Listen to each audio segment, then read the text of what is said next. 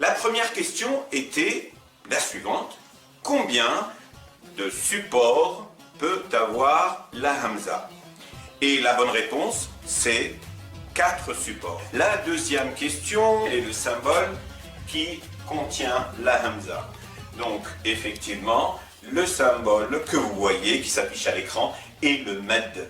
Car le med est l'association d'une hamza sur un alif suivi d'un alif. Voici pour la deuxième question. La troisième question, à propos du mot dhib, voici le bon support. C'est la nabra. La nabra, c'est le support qui ressemble au ba, au ta, mais sans point bien sûr.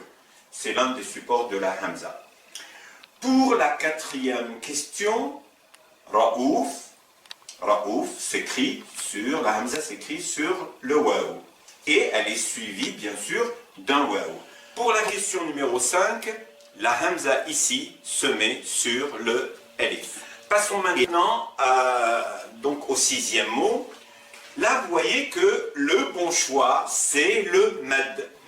Pour le septième mot, taqra'ina, comme vous venez de voir, la hamza est sur la nabra, la forme, donc le symbole qui ressemble au ba et au ta, sans les points bien sûr. Taqra'ina. La question suivante, musa'ala. Et là, vous avez une hamza en milieu de mot. Et la hamza en milieu de mot, elle est précédée d'une longue voyelle. Nous passons maintenant au neuvième mot. Et le bon mot, c'est jaza'. Jaza' avec une hamza sur la ligne. Pour la 10e question, nous avons le choix du bon ordre de la force des voyelles. Alors, quelles sont les voyelles les plus fortes? Parce qu'en arabe, effectivement, il y a une hiérarchie de la force des voyelles. Alors, nous avons la kasra, la dhamma, la fatha et le soukoun. La voyelle la plus forte, c'est la kasra.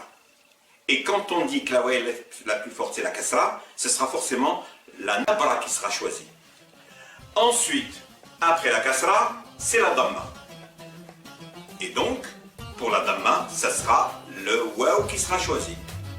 Ensuite, la troisième voyelle, c'est la fatha. Et ce sera le alif qui sera choisi. Ensuite, la quatrième, c'est le soukoun. Et ça sera, la hamza sera sur la ligne.